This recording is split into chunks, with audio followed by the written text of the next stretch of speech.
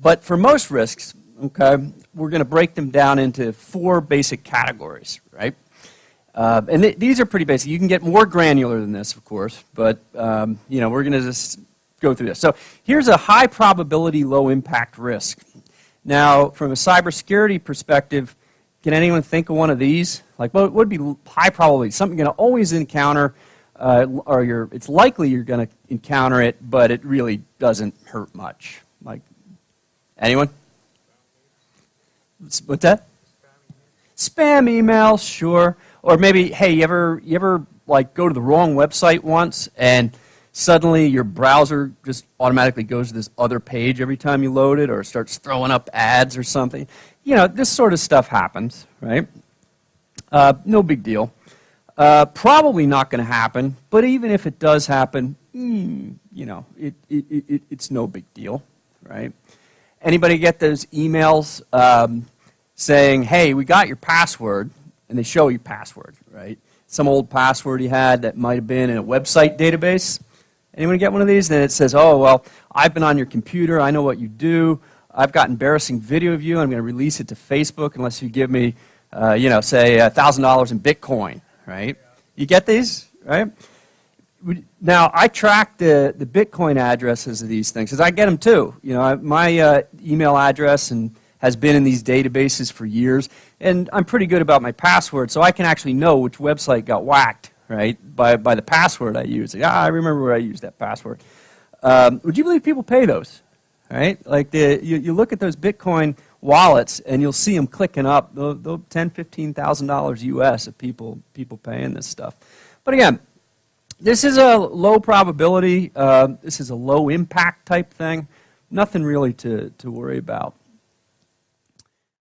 Probably not going to happen, but if it does, right, these are the toughest type of risks, right? Trying to figure out what's that probability that it could actually happen, because you know it's going to be bad, right? So in the cybersecurity standpoint, like what would be something like that? Something that you're aware of, it's probably not going to get you, but if it does, it's probably going to be pretty bad. It's going to be tough to recover from. What's that? Hacking? That's true, right? Someone could target you and hack you and give you personal attention, right? Not just some script that comes and goes. But say ransomware, right? You know, you're not likely to fall for that. Most people aren't going to fall for that these days. Most people are pretty sharp.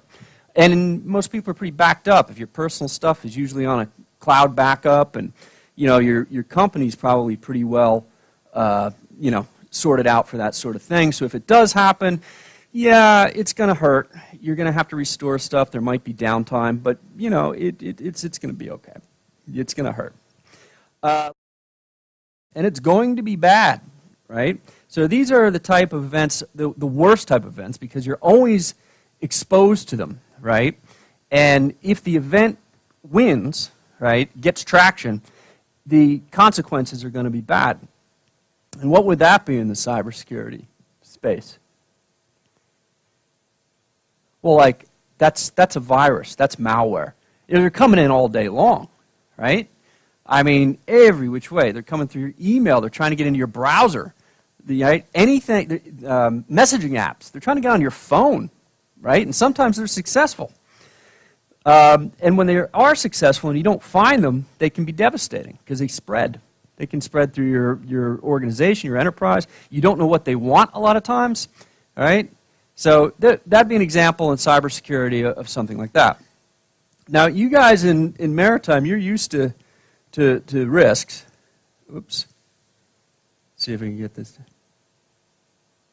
play for us. Ah, yes. Anyone see this?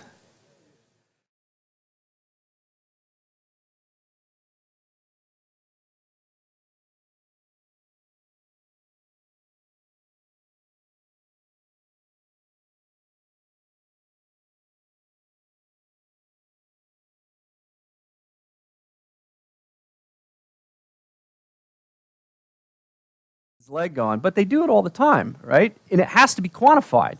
They must know, right? So maritime has a sense of risk. You deal with it every day, but what I'm not seeing is dealing with cyber risk in the same way that all the other risks in maritime are being dealt with formal business processes. So we want to assess and document risk, right? So each company is unique.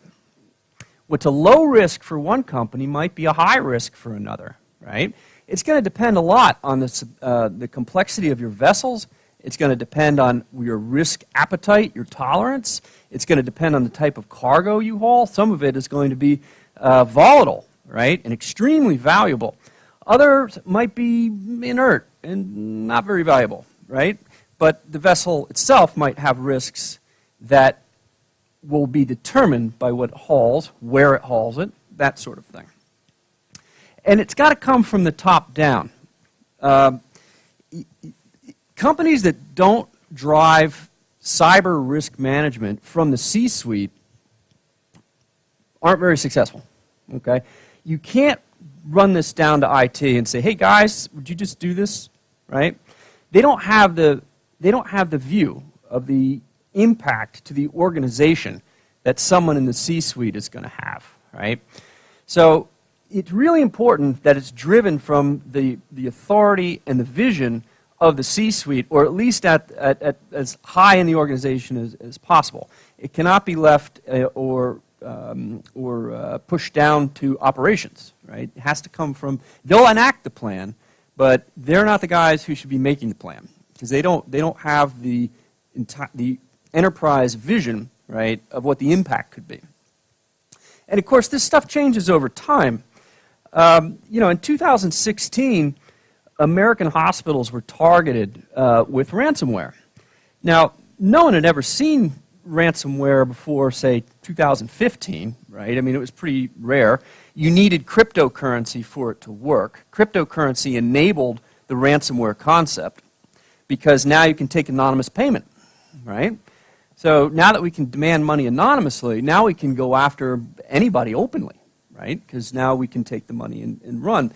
Now, before 2016, you know, hospitals and the medical profession in general said, who's going to come after us? You know, we're the good guys. We help people, right? And until the bad guys figured out that they could actually lock down medical databases in hospitals, and because of U.S. law, when they lost control of those medical databases, they had to stop treating their patients. So they had to move those patients out of the hospital into other hospitals. And hospitals don't run at low capacity. They run at max capacity or a little over. So this is a big problem. So these ransoms rapidly escalated into 6 figures, like really quick. And the hospitals were motivated to pay because they wanted to get this over as quickly as possible. So you went from something that was a low probability threat, right, to something that was a very high probability in a very short order of time. So when you think about managing cyber risk, you have to make sure that you're keeping with the times. You're doing this as a cycle, and you're keeping abreast of emergent threats. And of course, this process is usually visualized in a matrix, something you're probably familiar with. Has everyone seen something like this for other risk management processes, right? I mean, this is pretty standard stuff. So we have 5 metrics on the top, 5 metrics on the side. This is your occurrence from improbable to expected, and impact from insignificant up to catastrophic.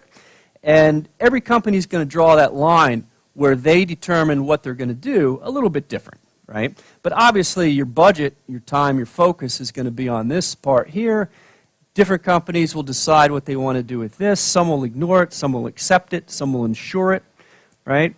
But if you take the time to do this, you know, you're not guessing. You're not reacting to something that happened to oh my God, you hear what happened to Maersk, right? You know, no, you're doing it for your company, and you're making decisions based on a risk analysis that is relevant